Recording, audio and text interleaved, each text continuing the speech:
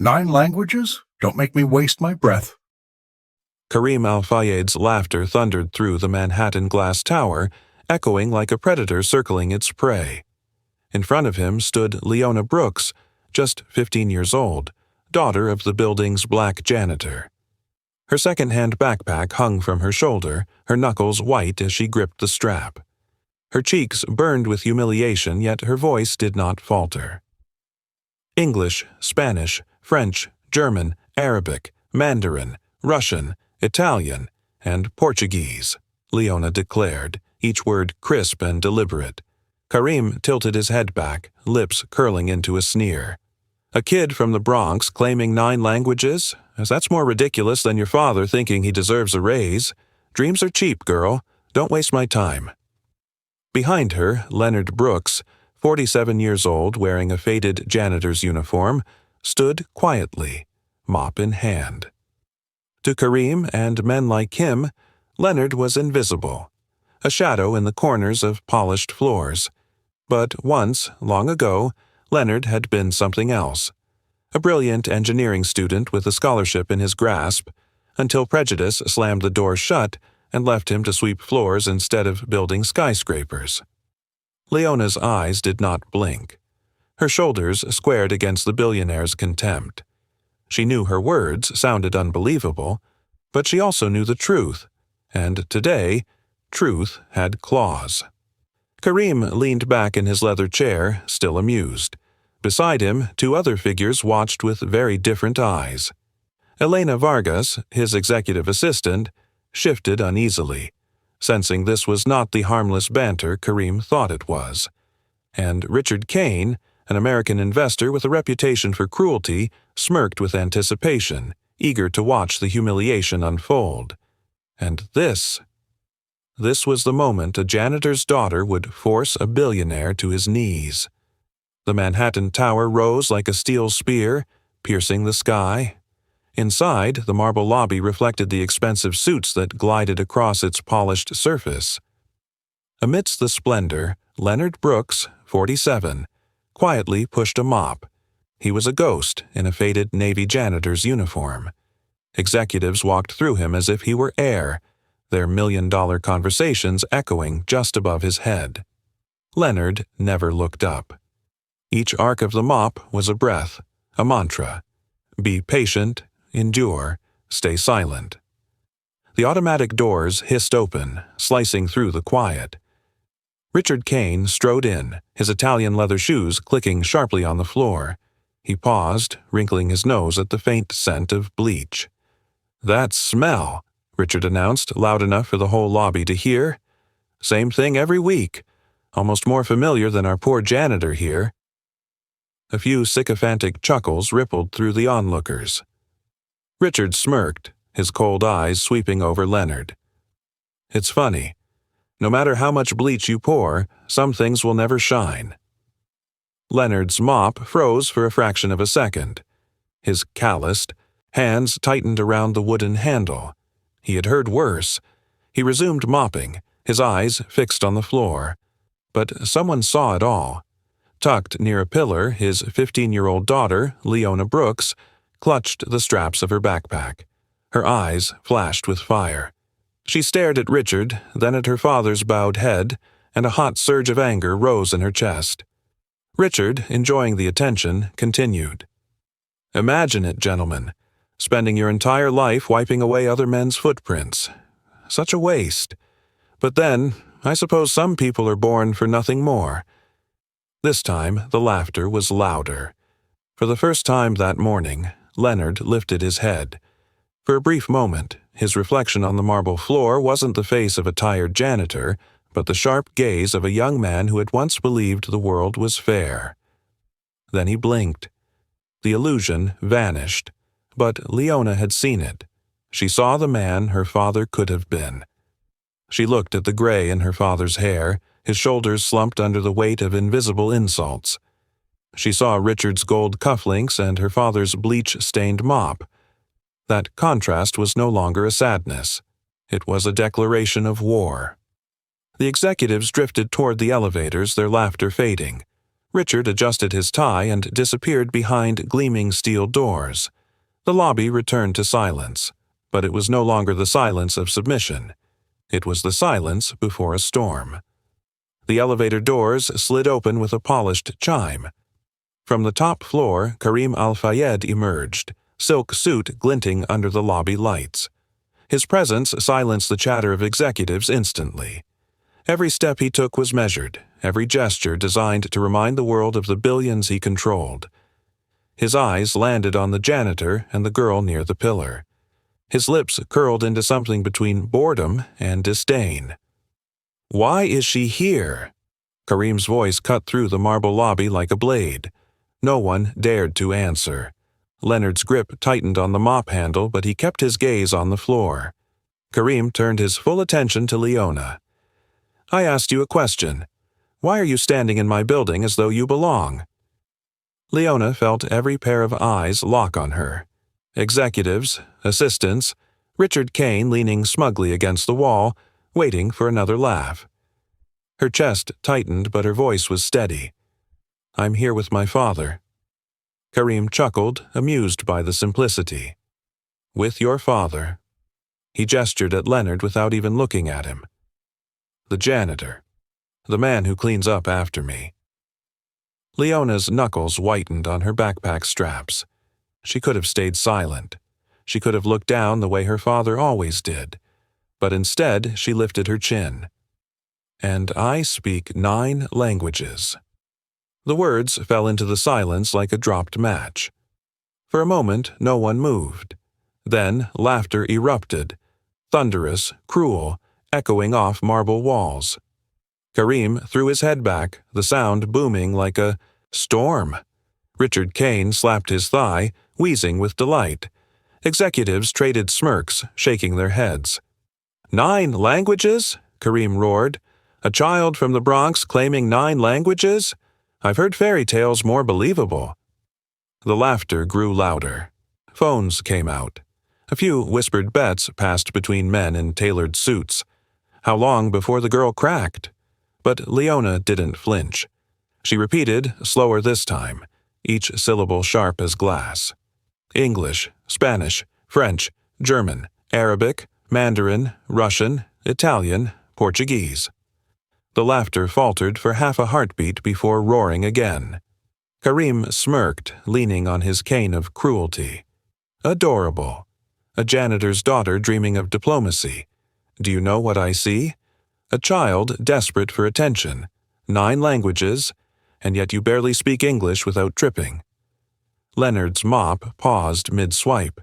His eyes fixed on the gleaming floor, but his mind had slipped decades back. He was 18 again, sitting in an interview room, his test scores stacked neatly before the committee. Numbers higher than any of his peers. A scholarship to study engineering was supposed to be his ticket out. He had walked in, full of hope. He had walked out with nothing but a sentence carved into his memory. "We're looking for someone who fits better." The smile had been polite. The meaning had been brutal. Not you, not a black boy. The mop squeaked against marble as Leonard forced himself back to the present. His daughter's voice filled the silence his had left empty for decades. Leona's gaze stayed locked on Karim. Her heart pounded, but her words carried weight far beyond her 15 years. She wasn't just answering for herself. She was answering for the man behind her who had swallowed every insult, every humiliation, every door slammed in his face. Karim's smirk sharpened. "Tell me, little prodigy, do you expect me to believe you? That a child carrying a second-hand backpack can outdo the children of men like me, educated by the best tutors money can buy?"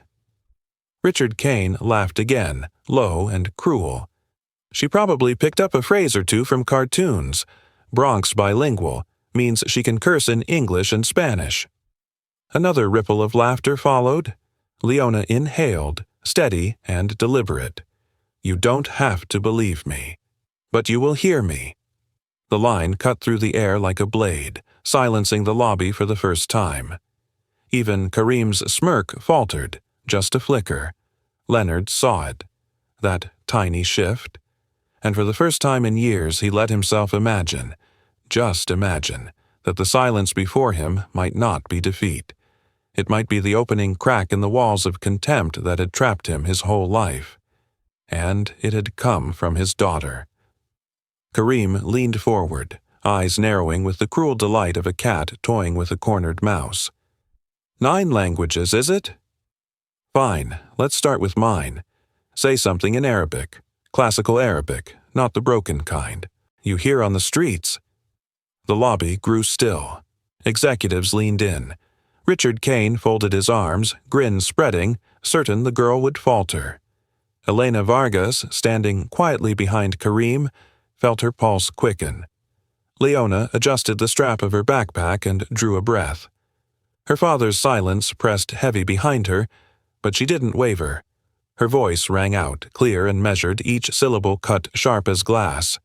وَيْقُلْ جَيْ الْحَقُّ وَزَهَّكَ الْبَاطِلُ إِنَّ الْبَاطِلَ كَانَ زَهُوقًا. The ancient words carried across the marble, steady, flawless, wrapped in a rhythm only a scholar would dare attempt. For a moment, nothing moved. The executives blinked, unsure. Then a low murmur rippled through them. Recognition. Kareem's smile froze. His ears caught every sound, every roll of the guttural consonants, every precise vowel.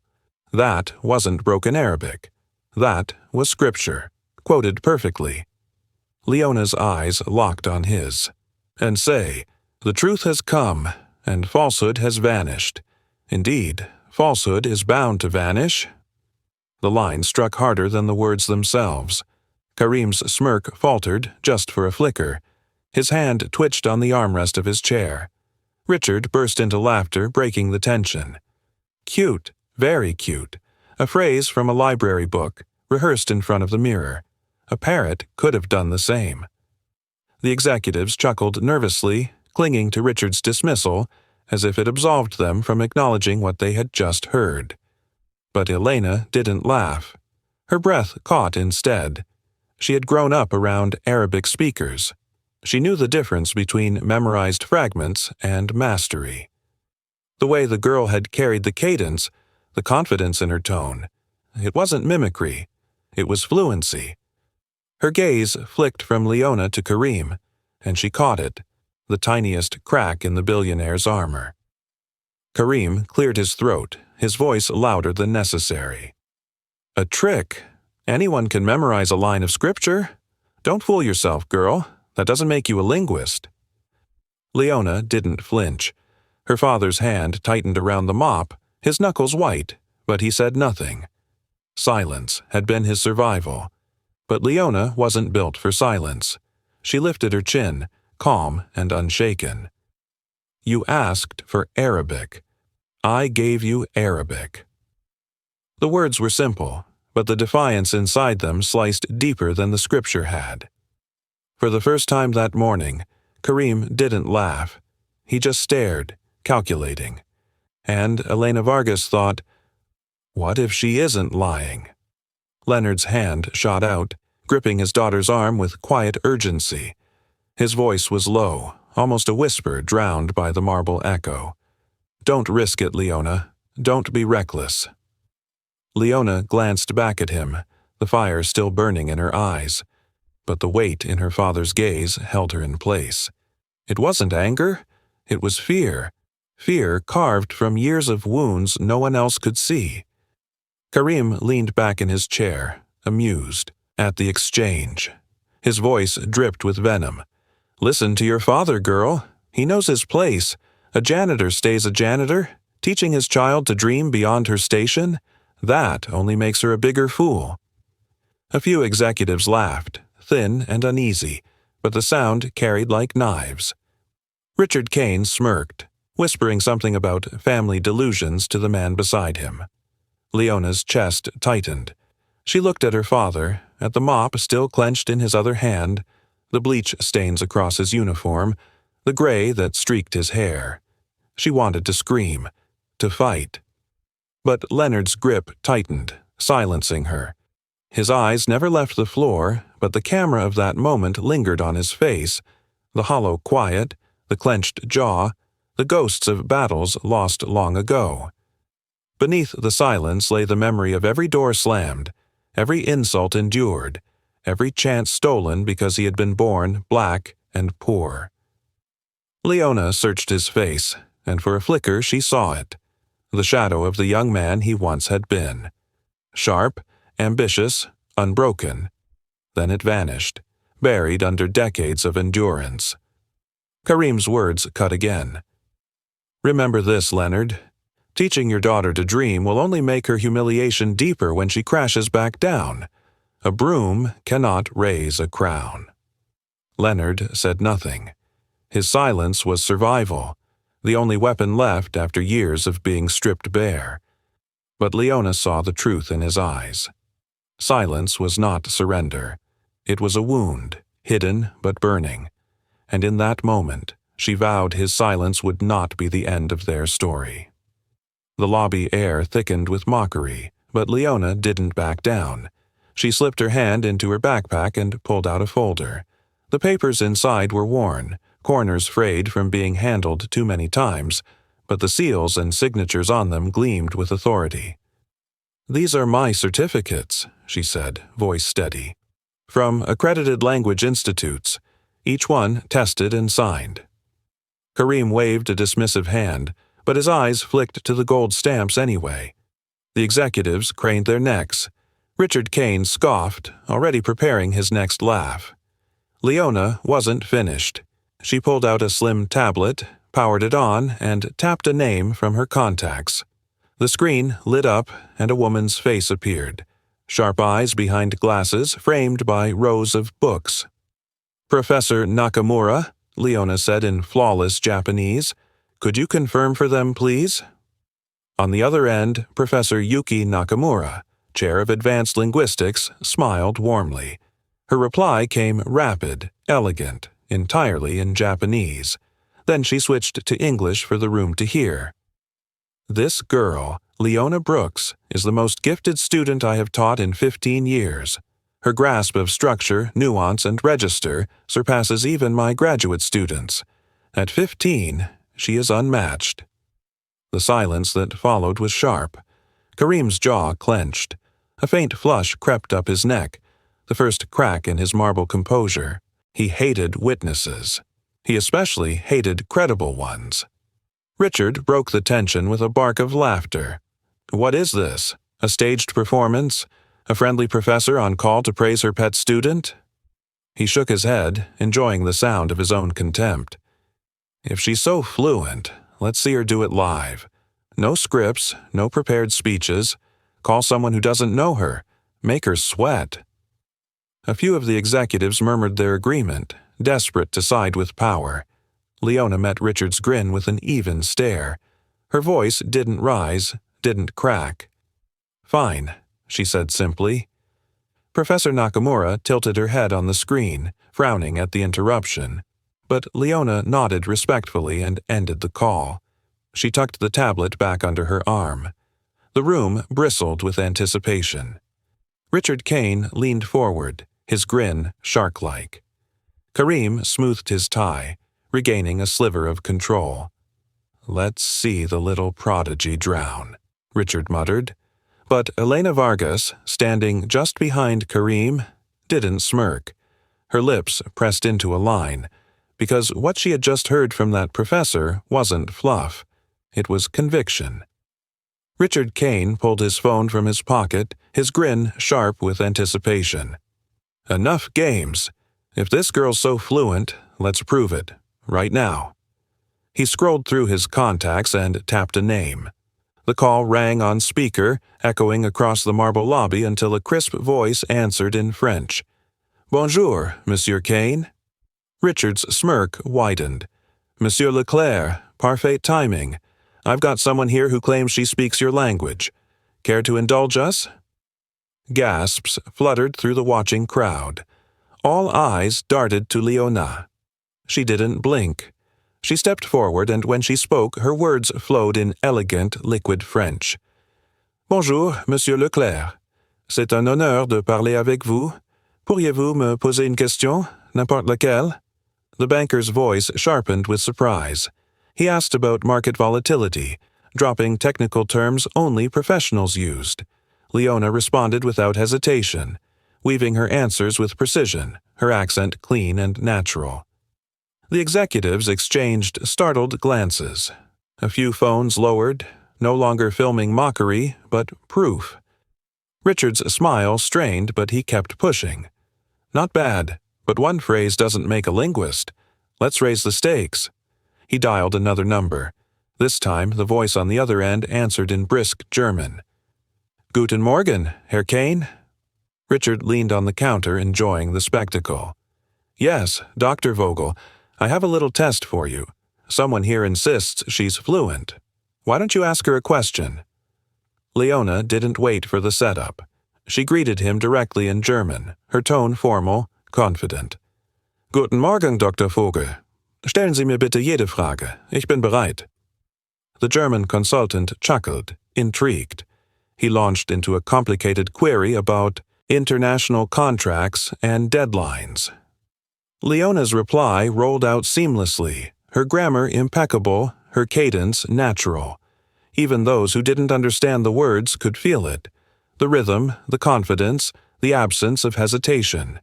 It was the sound of mastery, not mimicry.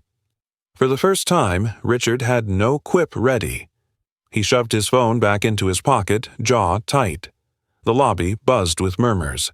Executives whispered to each other, their amusement shifting into unease. They had come expecting a spectacle of humiliation. Instead, they were witnessing something undeniable. Karim's fingers drummed against his chair arm, his smile brittle. He hated losing control of a room, and behind him, Elena Vargas stood frozen. Her heart thudded with recognition.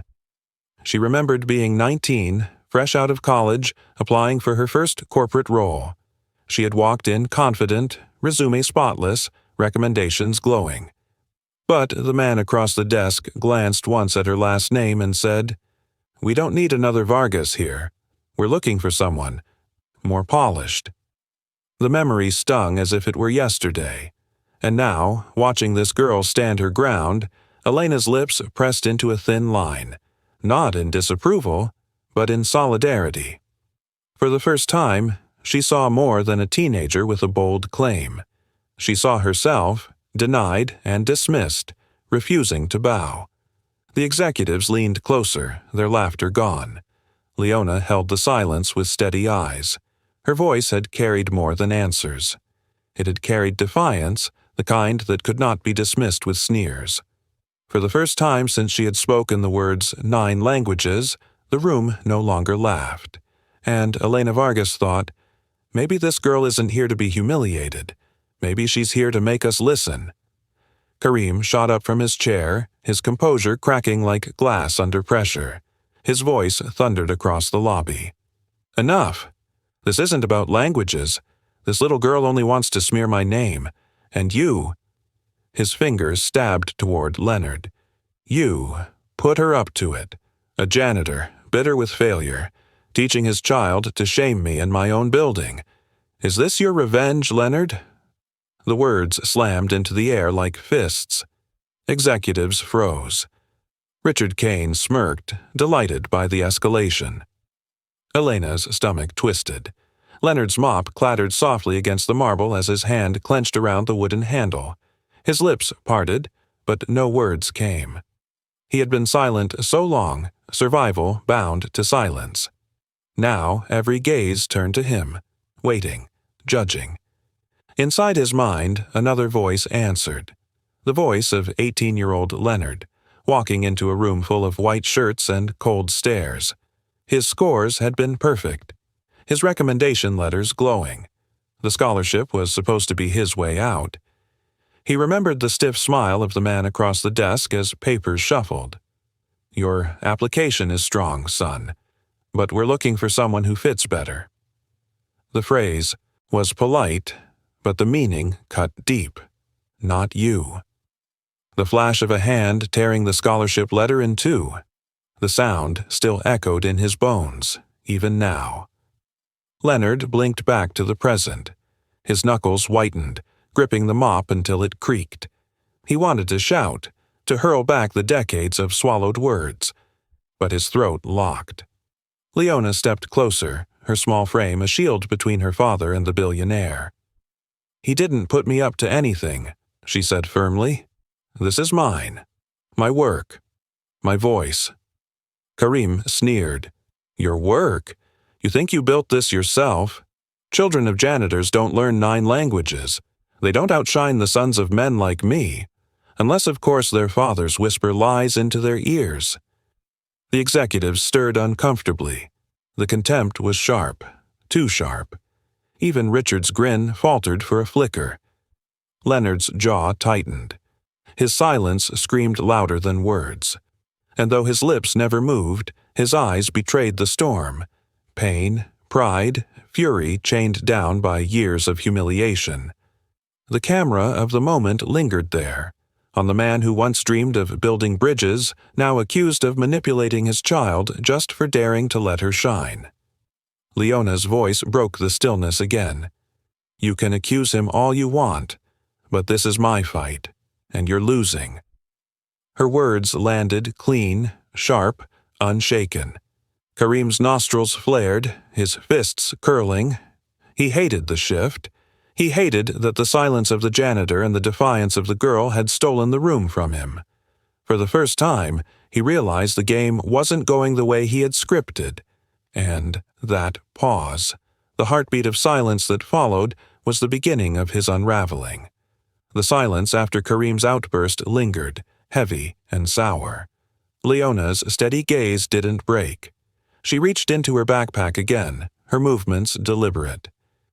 "You think this is about lies? Fine, let's deal in facts." She unfolded a stapled document, the edges worn from being handled too many times. She placed it on the nearest glass table where the executives could see. The room shifted, curiosity sparking like dry tinder. "This," Leona said, tapping the first page, "is the transcript of your call with the Dubai investors last month. I sat in the lobby when you made it. I heard everything." Karim stiffened, color draining from his face. Leona's voice sharpened. "You mistranslated critical terms. You used Mubashir when they asked for urgency. You confused Muraik with Muraib when setting deadlines. Your mistakes twisted the meaning and nearly collapsed the deal." A low murmur rippled through the crowd. Executives exchanged startled glances, eyes darting from the paper to their boss. Karim's lips parted, but no sound came. His fingers twitched at his sides. Leona flipped to the second page, reading aloud, each word like a nail in his armor. "Investor, we need confirmation within 7 days. Your reply, we can delay. 14. That was not what they said. That was not what they agreed. The words hit the room like thunder. Richard Kane's grin split wider, shark-like. He stepped forward, voice dripping with mock sympathy. "Oh, Karim, this is priceless. Imagine the headlines. Billionaire loses $80 million because he can't understand his own language." Executives chuckled nervously, some horrified, others thrilled by the spectacle. Leona's eyes stayed locked on Karim. That deal was worth $80 million. Your investors were already pulling back. If I hadn't noted every word, if I hadn't checked the translations, you'd have lost it all. Karim stumbled a half-step back, his hand gripping the edge of his chair as though the marble floor had tilted beneath him. For the first time, his mask of superiority cracked. Elena Vargas froze behind him, her stomach twisting. She remembered every time Karim had boasted of his flawless command of Arabic, of being untouchable in negotiations. And here was a 15-year-old girl with a backpack, dismantling him with receipts. Richard laughed louder, clapping his hands once in mock applause. "This is beautiful. You always claimed perfection, Karim, and yet here's proof you're nothing but a fraud in silk. If this little report hits the press, your empire burns overnight." Karim's breath came heavier, his skin pale beneath the lights. He wanted to shout, to deny, to crush the girl's words, but the papers lay before him, black ink glaring back with brutal honesty. Executives leaned in, scanning the lines. One muttered, "She's right." That phrase means urgency, not delay. Another whispered, "How many other deals has he botched?" The murmurs swelled into a tide of doubt. The room no longer looked at Kareem with fear. They looked at him with suspicion. Leona's voice cut through, calm and sharp. "You wanted proof. Now you have it." Kareem swallowed hard, his throat dry. The empire he had built on intimidation wavered before the steady voice of a teenager who refused to shrink. For the first time in years, Kareem Al-Fayed felt something he had forgotten: fear. And in that moment, everyone watching saw it too. The murmurs still echoed when Leona reached into her backpack again. The executives leaned closer, expecting another certificate, another transcript. But what she pulled out this time was smaller, simpler. A black digital recorder, scuffed along the edges, its red light blinking faintly. Her fingers hovered over the button. "You want to know the truth? Let's hear it from you, Mr. Al-Fayed." She pressed play.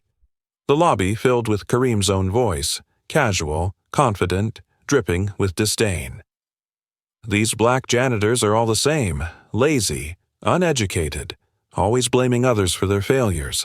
That's why I only hire Arabs and whites for important positions. Promotion? Forget it.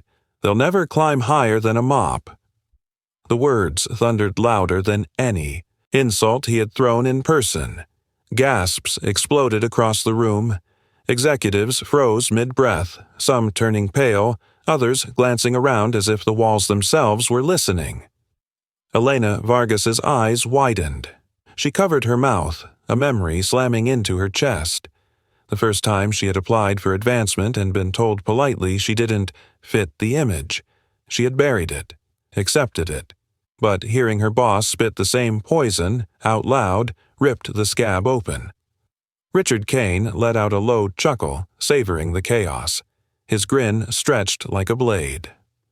"Oh, Kareem, that's ugly. Very ugly. And the best part? It's your own voice." Kareem surged forward, face drained of color. "That's illegal. You can't record private conversations." Leona didn't flinch. "New York is a one-party consent state.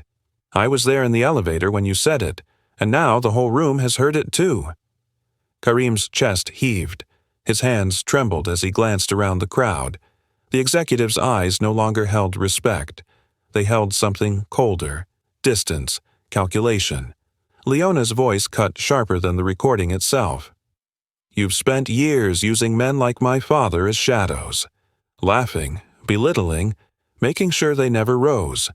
But today, you can't hide behind your titles or your money. Today, your own words are your executioner." Richard laughed louder, stepping closer. "If this leaks, you're finished. Lawsuits, boycotts, federal investigations. They'll gut your empire piece by piece, and I'll be there to watch." Kareem staggered back into his chair, gripping the armrest like it might anchor him. His empire, built on arrogance and cruelty, was crumbling in front of his board, his investors, his own staff. Elena's eyes narrowed. She thought of every late night she had endured, every condescending smile, every time she had swallowed her pride to keep her job. She had been complicit by staying silent, but hearing his words played back, raw and undeniable, she felt the line snap inside her. Leona lifted the recorder for all to see. Its blinking red light pulsed like a heartbeat. "This is not just my proof. This is justice. You called people like my father worthless. You built your wealth on their backs. Now the world will know what you really are." The silence that followed was suffocating. Executives shifted uneasily, phones half raised, unsure whether to call lawyers or journalists. Richard Kane's chuckle rolled on, feeding on the spectacle. Elena's breathing steadied, her decision forming, and Kareem Al-Fayed, once the unshakable titan, sat frozen, pale and trembling, as the weight of his own words crushed him. This was no longer about a girl with certificates, no longer about a janitor's silence. This was about the weapon no fortune could buy back. Truth, captured and replayed for all to hear. And it had just been unleashed. The recorder's echo still hung in the air when Leona stepped forward. Her hands no longer trembled. Her voice, calm and deliberate, sliced through the silence. "You want to know what happens next, Mr. Al-Fayed? That depends on you." Kareem's head jerked up, eyes wild. Leona lifted the recorder higher, its blinking red light steady and merciless. "You have two options. Let this go public and watch your empire collapse, or sign what I've brought. 3 conditions, non-negotiable." Gasps rippled through the executives. Richard Kane's grin returned, amused at the audacity. Elena's heart pounded, watching the girl face down a billionaire with nothing but a backpack and unshakable calm. Leona unfolded a typed contract, the ink smudged at the edges but the language precise. She laid it flat on the glass table beside the damning transcript. 1. My father, Leonard Brooks, will be promoted to facility supervisor. Salary, $80,000 a year. Effective immediately. A stunned silence. Leonard's breath caught, his hand tightening around the mop handle. Leona continued, voice steady as stone. 2. You will establish a scholarship fund for disadvantaged youth. Real money, real opportunities, not publicity stunts. It will be monitored, audited, and reported publicly. Executives shifted, whispering. Some glanced at Kareem nervously, others almost approvingly. Leona's eyes didn't waver. 3. You will hire me as a junior language consultant. Not tomorrow, not someday. Now I've already proven my value. Those are the terms. The lobby seemed to contract, every breath pulled taut. Kareem's face twisted red. He slammed a fist onto the chair arm.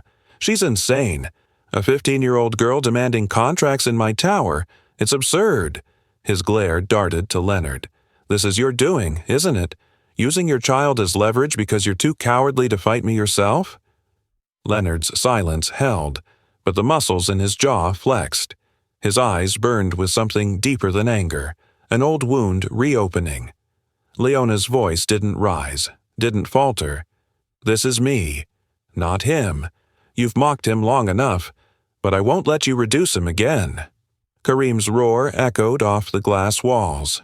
"She's just a child, a janitor's daughter. Do you all hear this madness?"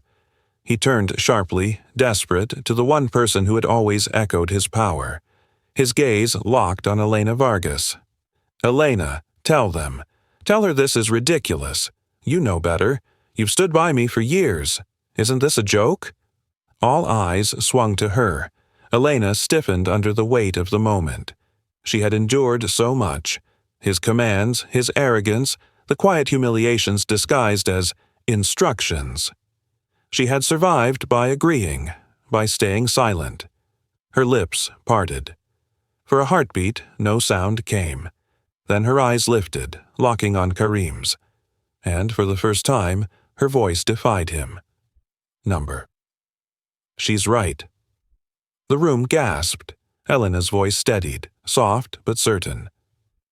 "The terms are not absurd. They're fair. More than fair, given what she's shown today." Kareem's face drained of color. He had lost the last ally he thought unshakable.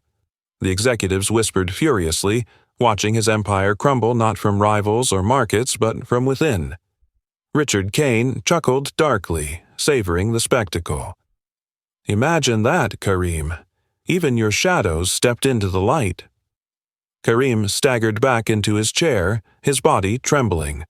For years he had ruled with contempt, expecting loyalty through fear. Now fear had turned against him. Leona's recorder blinked red, the silent metronome of his downfall. 3 conditions, she repeated. You sign, and this stays here. You refuse, and by morning, every journalist in New York will have this recording. Choose. Kareem's hands shook as he stared at the contract. His world, built on cruelty, intimidation, arrogance, was collapsing, undone by a girl he had laughed at. And as Elena's words still echoed, "She's right," Karim felt the one thing he had never allowed himself to feel: alone. The contract sat on the glass table, its black ink burning like fire against Karim's trembling hands. The lobby was thick with silence, broken only by Richard Kane's low, satisfied laugh. He stepped forward, his eyes gleaming with opportunity. "Well, well, looks like the mighty Karim has been cornered, but why waste your talent here, Leona?" His voice dropped, oily, persuasive. "Come with me. I'll triple whatever pitiful offer you've demanded. Forget your father's mop and his tiny promotion. You'll have wealth, power, everything you deserve. All you need to do is walk away." The executives murmured, shocked at his audacity. Some leaned forward, wondering if the girl would be tempted. Leona's jaw tightened. She opened her mouth, but before a word left her lips, a voice cut the room in half. It was deep. It was steady. It had been silent for decades. Enough. Every head turned. Leonard Brooks had stepped forward, leaving his mop behind.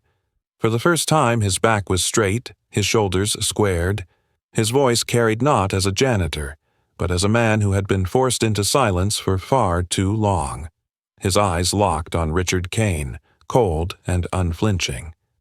"My daughter is not merchandise. She is not a tool for greedy men to barter over. She is my child, and she has earned every word, every proof, every ounce of respect you've tried to deny her." Richard blinked, taken aback by the sudden defiance. He chuckled weakly, masking unease. "Come now, Leonard. Don't pretend this isn't about money. Everyone has a price." Leonard's stare didn't waver. His words came out like iron. "Justice is not for sale, not at triple, not at 10 times, not ever." The lobby froze. Executives who had always looked through him now stared at him, as though seeing him for the first time. Elena's breath caught, her eyes widening at the weight of his declaration. Leona turned, slowly, to her father. In her eyes shimmered a mixture of pride and awe. For years she had seen him endure, head bowed under humiliation. Now he stood unbowed, a fortress at her side. Karim slumped in his chair, staring in disbelief. The janitor he had mocked for 5 years had just stolen the air from the room with fewer words than he could muster in 1,000 speeches. Richard's smirk faltered. For the first time, he looked small. The silence stretched, heavy and electric. Leonard broke it with the final blow. "You asked me once why I stayed quiet, why I bent my head and swallowed every insult. It wasn't weakness, it was patience. I was waiting for the day the world would hear the truth, and now, through my daughter, it has." No one laughed, no one sneered. The echo of his words filled the tower like thunder rolling across steel. Richard stepped back, his mouth tight, beaten not by argument, but by conviction. Elena straightened behind Karim, her face set with quiet resolve. And Leona, tears burning at the corners of her eyes, finally exhaled. The silence around them was no longer oppressive. It was reverence. For the first time, Leonard Brooks was not invisible. He was undeniable. The silence was suffocating. Leonard's words still rang in the air, heavy as stone. Every executive in the lobby felt it. The shift. For the first time, power no longer rested with the billionaire in the silk suit. It stood with the janitor and his daughter. Leona broke the quiet. Her small hand slipped into her backpack again. The sound of zippers scraping open cut sharper than a blade. She pulled out not one, but 2 more black devices. She set them carefully on the glass table, beside the recorder already blinking red. Their red lights pulsed in unison like a countdown. Gasps rippled. Karim's head jerked up, panic flaring. "What is this?" Leona's voice was calm, steady. "Backups. Everything you've said today.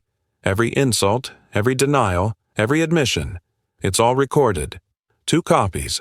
Even if you smash one, Even if you destroy this building, the truth will survive, the executives murmured. Phones buzzed as some discreetly texted, others snapping quick photos of the devices.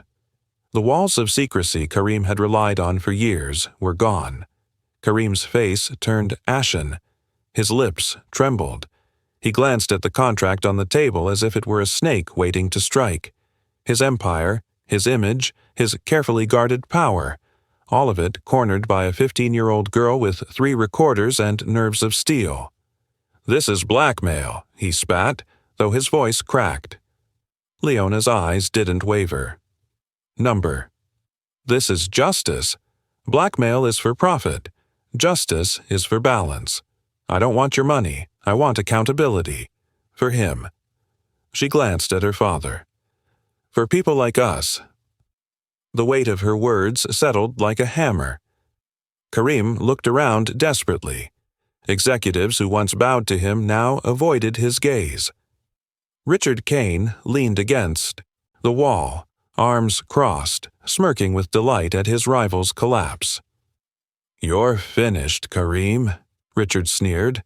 "Sign or don't sign. Either way, you lose." Kareem's fists clenched, but his body betrayed him. His hand shook violently as he reached for the gold pen resting on the desk. Leona's voice sliced through again. "Not yet." The room froze. She slid the contract closer, her finger tapping the 3 demands at the top. "You don't just sign. You understand. My father gets his promotion. The scholarship fund is real, not a press stunt. I get the consultant role. Any retaliation, any attempt to undo this, and every recording goes public." Her tone was sharp, clinical, rehearsed like a lawyer. At 15, she spoke with the precision of someone who had been preparing her whole life for this moment. Kareem's hand trembled above the page. His eyes darted to Elena Vargas, searching desperately for rescue. "Elena, tell me this is madness. Tell me these terms are poison." Elena's chin lifted, her eyes steady. "Number. They're fair, and I will personally oversee the scholarship fund. I'll make sure the money helps real children, not just your reputation." Kareem's face crumpled. The final pillar of loyalty had fallen. Even Elena had chosen the girl over him. Richard chuckled darkly, pushing off the wall. "Well, that settles it. Sign or watch the world burn. And honestly, I'd love to watch you burn." Kareem's hand hovered, his chest heaving. Sweat gathered on his brow. He looked like a man about to sign away his soul. The pen touched paper. Every executive leaned forward, breath held. With jerking strokes, Kareem scrawled his name across the lines. His signature wavered, unsteady, the letters collapsing into one another. The gold pen slipped in his shaking hand, clattering onto the table when he finished. It was done. The billionaire had bent. For a long moment, no one spoke. The silence felt monumental, as if history itself had been rewritten on that page. Then Richard broke it, spitting his disdain onto the marble floor. "Pathetic, beaten by a janitor's daughter." His smirk faltered, though, as he realized the girl's gaze was not on Kareem anymore, but on him. The silent warning in her eyes made even Richard step back. He grabbed his coat, muttered a curse, and stormed out. The doors slammed shut behind him. Kareem slumped into his chair, a broken man. The contract sat before him, signed, undeniable. The blinking red lights of the recorders glared back at him, reminding him that his empire no longer belonged to cruelty. Elena stepped forward, lifting the contract with careful hands. She met Leona's eyes and nodded. "I'll handle the fund. You have my word." Leona returned the nod, her face calm, but her eyes burning with victory. The room remained hushed, the weight of the moment pressing down on everyone. A janitor stood taller than the executives. A girl stood stronger than a billionaire, and justice had been signed in gold ink. 6 months later, the Bronx Public Library hummed with life. The rows of worn desks were no longer silent. They buzzed with voices of children flipping through books, tapping at donated laptops, practicing phrases in languages that stretched across the globe. At the center of it all sat Karim Al-Fayed. Gone was the aura of the untouchable billionaire. He wore no silk suit, no gold cufflinks, just a simple jacket, sleeves rolled, his posture slouched as he tried to blend into the background. But even as he sat quietly, he couldn't escape the weight of what this place meant. Before him, a cluster of teenagers bent over notebooks, repeating Spanish conjugations, Mandarin tones, fragments of German grammar. Their laughter rang off the high ceilings, pure and unguarded. Their determination was raw, unpolished but burning. And in their faces, Karim saw his own. Not the billionaire he had become, not the tyrant he had once embodied, but the boy he had been, the poor immigrant who had arrived in New York at 16, tongue clumsy with broken English, mocked for every mispronounced word. He had scrubbed dishes in back kitchens, carried crates in warehouses, slept in corners of tiny apartments. He had once dreamed of climbing, of building, of proving himself. Then power had twisted that dream into something else. Karim's eyes lingered on one boy in particular, a lanky kid with second-hand sneakers and a library card dangling from his neck. The boy mouthed words in Arabic, stumbling at first, then catching rhythm. His brow furrowed, lips moving again and again until the phrase came out smooth. Karim's throat tightened. That had been him once. Hungry, determined, certain the world had stacked the deck but unwilling to fold. A librarian passed by, smiling warmly. "They're all scholarship kids, some of the brightest I've seen. The program's made a real difference." Karim nodded faintly, unable to speak. His chest ached with a strange, unfamiliar weight. Guilt, regret, and something softer. Hope. Across the room, Leona Brooks bent over a group of younger students, guiding them patiently through Mandarin characters. Her father, Leonard, stood by the doorway, not with a mop in hand but with a clipboard, supervising staff as the new facility manager. The transformation was subtle, yet undeniable. Karim watched them both, his reflection mirrored in the library's tall glass windows. But this time, the mirror didn't show wealth or power. It showed what he had nearly forgotten, the boy who once sat in a public library aching to belong. Symbolic justice. For years he had mocked men like Leonard, dismissed girls like Leona, treated the poor as background noise. Now he sat quietly in their space, humbled by their resilience, forced to see his own reflection in every eager face that turned a page. One girl caught his eye, a shy 12-year-old whispering Italian verbs under her breath. She glanced up, met his gaze, and smiled. Karim's lips twitched almost painfully into the faintest return smile. And in that fleeting exchange he felt it, the cost of cruelty, the value of dignity, the truth he had spent a lifetime burying. This library wasn't just a building, it was the mirror of his past, and the verdict of his future. The tower that once echoed with Karim's laughter now carried a different rhythm. 6 months had carved new lines into its marble halls, not of arrogance, but of change. Leonard Brooks walked the corridors, clipboard in hand, crisp uniform pressed, his name stitched neatly with the title, Facility Supervisor. The same executives who once stepped over him now nodded in greeting, some even stopping to ask for updates.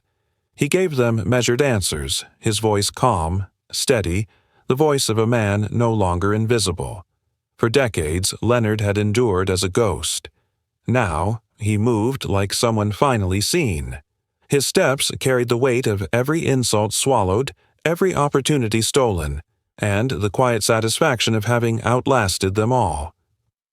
Across the upper floors, Elena Vargas had changed too. No longer the silent assistant nodding at cruelty, she had become a voice of reform within Karim's company. Her memos cut sharp, her policies louder than whispers. She spoke of diversity, of fairness, of accountability.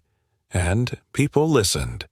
The same executives who once dismissed her heritage now leaned in when she spoke. She no longer stood behind Kareem's shadow. She had built her own light. Not everyone thrived. Richard Kane had bet big on Kareem's downfall, hoping to claim pieces of his empire for himself. But arrogance breeds blindness. Weeks earlier, he'd pursued a high-stakes deal with Japanese investors, confident his money and charm would close it. Instead, the contract had slipped through his fingers, sealed by a single phone call. That phone call had come from Leona Brooks. She had taken the investor's call in flawless Japanese, her tone respectful yet confident. She caught cultural nuances Richard hadn't even considered. In less than 20 minutes, she secured the deal for Kareem's firm, an $120 million contract that cemented her value far beyond any doubt. Richard had raged, humiliated. To lose was one thing. To lose to a 15-year-old janitor's daughter? That was a scar he would never hide. The story rippled through the building, whispered in elevators, repeated in boardrooms. Richard Kane, the man who mocked Leonard in the lobby, outplayed, outshone, and outdone by the very family he had ridiculed. For Leonard, hearing of that victory felt like vindication. His daughter hadn't just survived the cruelty of power, she had turned it back on those who wielded it carelessly. For Elena, it was proof of the reform she fought for. Talent didn't live in surnames or zip codes. It lived in determination, in hunger, in voices once silenced. And for Kareem, it was a mirror he could not escape. Each time he saw Leona on a call, her voice flowing from language to language, he saw not just the girl who had cornered him, but the boy he had once been. Hungry, desperate, determined to rise. The empire hadn't collapsed. It had transformed. Because of a janitor's silence turned to defiance, a girl's fire turned to proof, and an assistant's whisper turned to a call for change. Richard Kane, meanwhile, found himself isolated. The deal he had lost made headlines, whispered as karma in real time. His laugh no longer rang in the lobby. His shoes no longer clicked with confidence. When he passed Leonard, he looked away. The irony was almost poetic. Leona had not only defended her father, she had rewritten the rules of the tower itself. That night, Leonard locked the building's doors as facility supervisor, his keys heavier, his back straighter. Elena's light still glowed from an office above, her reform work spread across the desk. And Leona walked between them both, no longer just the janitor's daughter, but the strategist who had shifted an empire with a single call. Change was no longer an idea. It lived in their steps. It breathed in their voices. And for the first time, the marble tower stood not for contempt, but for transformation. 1 year later, the stage looked different. A press conference lit with flashes and microphones, journalists jostling for the best angle. On the banner behind the podium, Young Talent Program, Annual Report. At the center stood Leona Brooks, 16 years old, shoulders squared in a tailored blazer. Introduced as the youngest language consultant in American corporate history, she addressed the crowd with flawless composure, her words flowing in English, then shifting seamlessly into Japanese, French, and Arabic. Applause thundered after each transition. The cameras turned to the man beside her. Kareem Al-Fayed stepped forward, his once unshakable arrogance tempered into something almost human. His voice carried not the roar of dominance, but the weight of humility. "The most expensive mistake of my life," he said, pausing as the room leaned in, "was laughing at this girl. I mocked her, dismissed her, even tried to break her, and yet it was through her that I learned the greatest lesson. That true power lies not in wealth or status, but in courage, preparation, and the will to speak when others would stay silent." Gasps echoed, followed by applause. For the first time, Kareem admitted what none thought possible. He had been wrong. At the side of the stage, Leonard Brooks watched, arms folded. When his daughter returned from the podium, he placed a firm hand on her shoulder. His voice, low but strong, carried more than pride. It carried vindication. You've given a voice to the invisible, Leona. You've made them seen. Leona met his gaze, eyes shimmering. She turned back to the cameras, her words cutting clear through the air. Where you come from doesn't decide where you'll go. Preparation and courage do. And remember this, always have proof, because proof is what turns silence into power. The crowd erupted. Journalists scribbled, cameras flashed, but in the middle of the storm stood a janitor's daughter, her father at her side, both no longer unseen. It wasn't just a press event. It was a reckoning. For Karim, it was the closing of one life and the tentative beginning of another. For Elena Vargas, now officially leading the scholarship fund, it was vindication for every time she had been overlooked. For Leonard, it was the final lifting of a lifelong weight. And for Leona, it was the declaration of a future no one could deny. The moment froze in memory, an image that would outlast marble towers and boardrooms. Before we end this chapter, let me ask you, where are you joining us from? Is it the first light of morning, with a cup of coffee warming your hands? Or the quiet of night, when stories like this remind you you're not alone? Share your moment in the comments. We read each one, and it means more than you know. If Leona's journey touched you, if Leonard's silence-turned strength made you pause, we invite you to subscribe. Not just to hear more stories like this, but to stand with a community that still believes in dignity, justice, and second chances. Thank you for giving us your time today. Wherever you are, may you carry this truth with you. Your beginnings do not define your worth. Preparation, courage, and the evidence of who you are will always speak louder. And sometimes the miracle isn't something that finds you. It's something you create when you choose to lift your voice. Take care. We'll meet again in the next story.